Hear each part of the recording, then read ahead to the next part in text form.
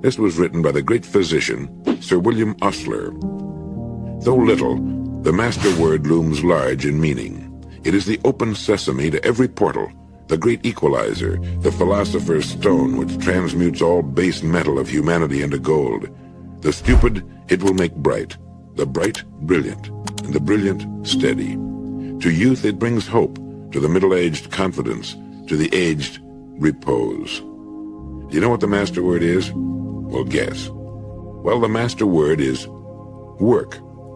I've talked about this before, but it's been said that we need reminding as much as we need educating. Human beings have the strangest and most perverse tendency to take the best parts of life for granted.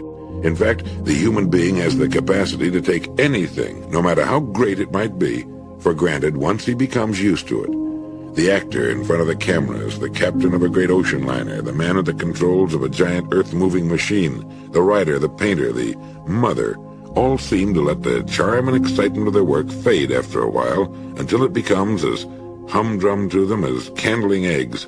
William Osler and the other great men of the past and present knew the real value of work, not just its value to those who benefit from it, but its incalculably great value to the person performing it. These people seem to have the capacity for never taking their work for granted. Instead, they found it filled with interest and reward, and became great because they did. I was talking not long ago with a top executive of one of our major oil companies. He had started his career working as a helper in a service station of the company whose nationwide sales he now directs. Why did he happen to see so much opportunity, adventure, and reward hidden in what the average person would consider to be the most menial and uninteresting work? It makes you wonder how many young men in the same work today are looking beyond the gas tank they're filling or the windshield they're cleaning. And it makes you wonder, too, how a person can take his most precious possessions for granted until they become dull and dreary or lose their charm and become uninteresting. His loved ones, his home, his health, his abilities, and his work. What happened to the excitement of the first days, when his wife, his home and children, and his work were new in his life? Greatness and peace and happiness are not proper ends for any human soul to set for itself. They are the byproducts of a life that has held steady like a ship at sea to some true course worth sailing. In other words, if the course to which you're holding is right, everything else you want will come as byproducts. Some true course. How does a person find some true course worth sailing? I remember some time back a man came to me for advice on how he might become a popular, sought-after platform speaker. He told me he enjoyed making speeches and wanted to make a career of it. I asked him what he wanted to say, and drew a complete blank. It became clear that he was ready to speak on any subject the entertainment committee wanted him to speak on. It wasn't the subject, it was just that he wanted to make speeches. I told him that he'd never become a great and sought-after speaker until he had something he wanted very much to say, something inside of him that burned to get out, that he felt needed telling. Speakers become great because of what they want to say. Greatness follows the zeal of their subject, and it's the same with some other true course worth sailing. A person needs to find the course in which he can lose himself, dedicate himself, and then the greatness and the peace and the happiness will come to him naturally as the bee comes to the blooming flower or a child runs to its parents. People who find their lives filled with confusion and uncertainty, with boredom and unhappiness, need to find a meaningful vehicle for their lives, something in which they can lose themselves completely. It needn't be some great cause, although it can be. It can be found usually in our present work, as a rule. It needs only be ferreted out. We need to know, we need to become, in the words of Dr. Maslow, self-actualizing. We need to become people who are steadily moving toward fulfillment, toward personal enrichment. Dr. J. Wallace Hamilton puts it pretty well when he asks and answers his own question. He writes, "What then are the basic laws of happiness, and how do we learn them? I suppose the clearest law upon which there's fundamental agreement is that this inner music of the soul which we've named happiness is essentially and inevitably a byproduct, that it comes invariably by indirection. To pursue it, to pounce upon it, to go directly after it, is the surest way not to obtain it."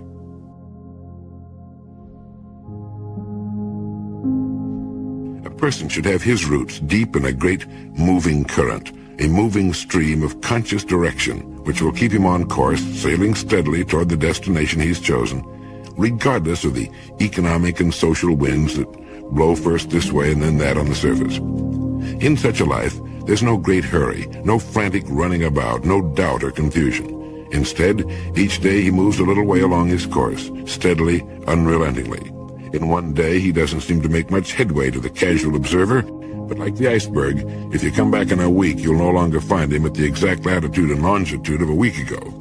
And in a year, he'll have covered a really marvelous distance, while most of those about him will still be moving in circles and by fits and starts. They'll go tearing past him one day like the hare sped by the turtle, if you don't mind my mixing my metaphors, but he plods steadily on, never looking back, thoroughly enjoying the trip. And above all, he has the wonderful calm knowledge of his destination, and knows that each day finds him closing the distance that still separates him from it. Sometimes in his life, as in all lives, there are storms which tend to throw him off course, and obstacles which for a time may delay him. But soon, he's right back on course again, moving ahead. This is the life of the strong, serene person, the person of wisdom, the person who knows that he cannot do or become everything in his lifetime, so calmly chooses that which he desires and which best fits his proclivity, pushing everything else from his mind, and begins his life's journey. The life of such a man or woman always demonstrates the almost unbelievable cumulative effect of time well spent. His steady, unswerving use of time seems to make it compound, until in a very few years, he's miles ahead of all but the few who live as he does. He's like that great iceberg. His roots are firmly held by the steady stream of his belief. Emerson taught, "A point of education that I can never too much insist upon is this tenet, that every individual man has a bias which he must obey, that it is only as he feels and obeys this that he rightly develops and attains his legitimate power in the world." The meaning of serendipity, according to the Oxford Dictionary, is the faculty of making happy and unexpected discoveries by accident. And it means also the good things that almost always happen to a person following a bold course of action, serendipitous things. The word was coined by the British author Horace Walpole, who based it on the title of an old fairy tale, The Three Princes of Serendip. The princes in the story were always making discoveries of things they were not in quest of. Let's say you're trying to invent something. Frequently, you will stumble onto something entirely different and wonderful that you had no idea of discovering. Well, that's what serendipity means. Now, the point I want to make is that you wouldn't have made the serendipitous discovery if you hadn't been looking for something else. I'll bet you've heard people say of someone, "That's the luckiest guy in the world." But if you'll get to know the man, you'll usually find he's a busy, positive kind of individual who's always looking for new and interesting ways of doing things. Someone once defined luck as something you find when preparedness meets opportunity. It just won't happen usually unless a person's prepared for it. There are lots of interesting and pretty wonderful things that would be happening all the time to a lot more people if people weren't such stick-in-the-muds as a rule. Take the person who hates his work, for example. There are millions of people, I suppose, who actually loathe the work they're doing. But they stay with it because of some warped sense of security. Now, if they'd find out what it is they really love to do and prepare themselves for it, they could cut loose from what they're doing now, and the minute they do, this word serendipity comes into action. The good things that happen to a person following a bold, positive course of action. It's frequently found that a lot of boredom and frustration in our work comes from not knowing enough about it. You'd be surprised at the number of people who know only their own job, and that in a limited way, and who have no idea what's going on in the rest of their business. Frequently, a person in any given line of work can find interest, challenge, and just the job he's looking for right in his own business or industry if he's just taken the time to find out more about it. One of the greatest explorers who ever lived, Captain James Cook, began as an ordinary seaman. In 4 years, he had learned enough to become a master of his own ship, and later made the discoveries that, of course, made him famous. A happy, successful, serendipitous life, beginning as a common seaman.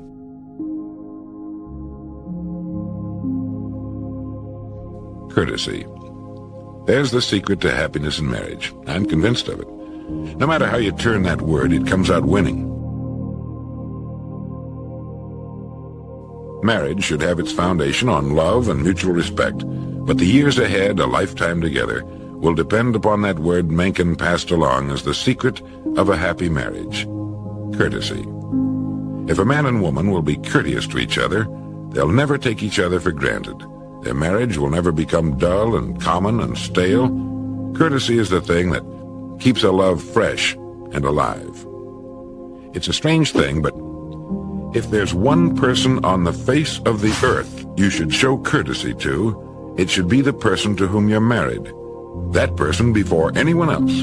And yet, well, you know as well as I do that in all too many homes, that's the last person to be treated with courtesy, thoughtfulness, and respect. It takes thought and work to be courteous every day to the person you're married to, and that's exactly what makes a marriage work: thoughtfulness and working at it. People often think there's some kind of mystery to a really great and successful marriage. There's no mystery at all. Everything operates on the same law: cause and effect. The yard around your house will reflect exactly the care you're giving it. It can return to you in beauty and abundance, no more than you put into it. It's impossible. It's the same with a job, a business, a human life, a marriage, with everything. No secret, no mystery. You can tell exactly, precisely, what people are putting into a marriage by observing what the marriage is returning to them. And the most important ingredient is courtesy. How do you feel toward anyone who treats you with courtesy and respect? You like that person, and you like to be around him. And when this same common sense is applied to the one person on earth you've decided to spend your life with, it takes on whole worlds of new meaning and builds a foundation of solid rock under the love you have for each other. The children grow up taking courtesy as a matter of course.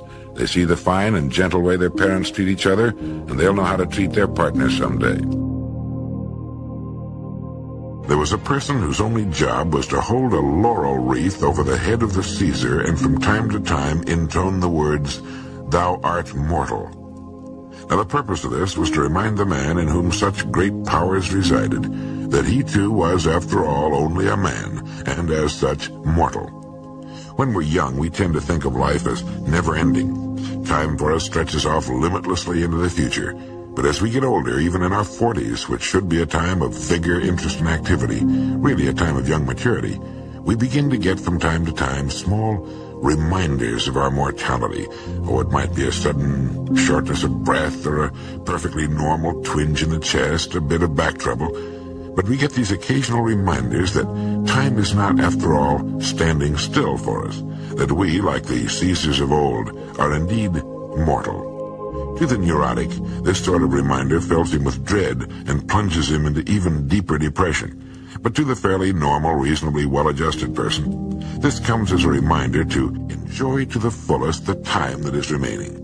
That days are not things to be waited through until Saturday or a birthday or Christmas, but rather to be savored and enjoyed one by one, hour by hour.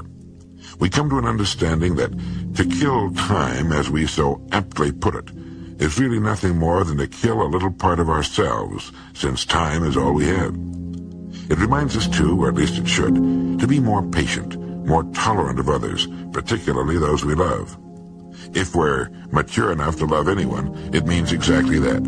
And it reminds us to follow our hunches and obey our sudden impulses, especially those which involve a kind word or a pat on the back or a sign of tenderness. Those we love, as well as ourselves, are only passengers for the journey's duration, so let's let them know we enjoy sharing it with them. And if we don't always enjoy it, let's fake it. Let's pretend we do. After all, the trip really isn't all that long. I saw a newspaper picture not long ago of a woman of 75 ice skating. It reminded me that 75 is only old to people under 60. To people 75, it's a good, thoroughly enjoyable age, and maybe we'll all live to be 85 or 95, and maybe we won't. In any case, there is a limit, and there should be, or it wouldn't be there. And since there is, why not relax a little? Not take things too seriously. And as an old friend of mine once said, in a life where death is inevitable, never worry about anything. Sure, it's easier said than done. I remember reading a story about an old man who was planting a young tree in his yard. His neighbor hailed him and said, "What are you planting the tree for? You'll never live to see it grown." And the old man calmly went on with his planting and said, "I believe you have to plan on dying tomorrow or living forever." Well, I'm not planning on dying tomorrow.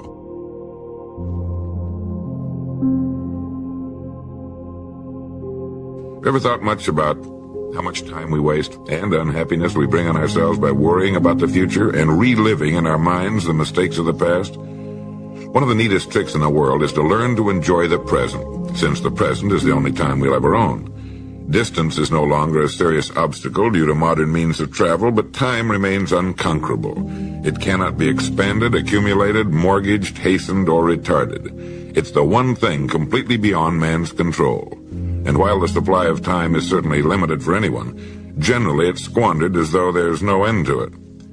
The man on the commuter train, bored, waiting to get home, then waiting for dinner, then waiting to go to bed or for a particular television program, and he thus spends his time slightly behind reality, waiting for something that's coming up. And while it'll keep him going, he never or seldom learns to enjoy the time he's using right now. But what it takes seems to be an awareness of living. It means being aware that you're alive at this moment, and that the world and people are interesting enough at any time, so that we needn't waste so precious a thing as time in boredom. If we know where we're going in the future, we can do our work the best we can, give it everything we've got, and we don't need to worry about it or the future. And as for reliving our mistakes of the past, this is the easiest advice on earth to give, and probably the most difficult on earth to follow. Everybody knows that it's perfectly useless to relive in our minds the dumb stunts we've pulled in the past, but this doesn't keep us from doing it. And again, according to the experts, the solution may be found in living for the present and enjoying it as much as we can. Now, this does not mean that we should not plan for the future. We should. But once our plans are laid, fine. Work on them, but don't stew and fret over them. All we will ever have is today. Yesterday is gone forever, can never be recalled, and tomorrow really never comes.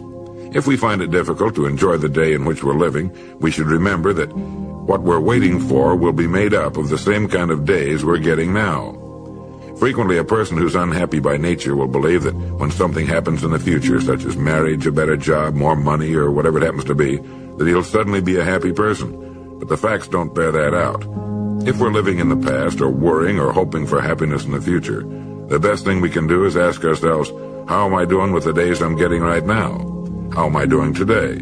It's not how much we have, but how much we enjoy that makes happiness.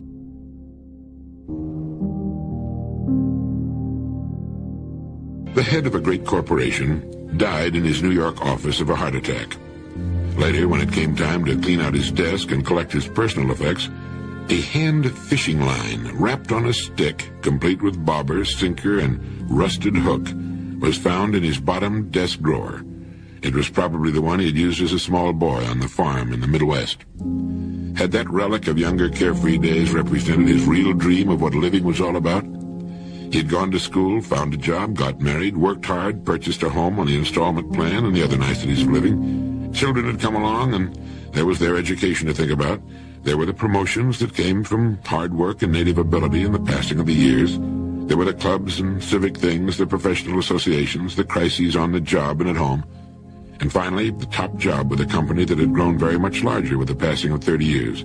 The top job with its responsibilities to stockholders, employees, customers, research and development, finance.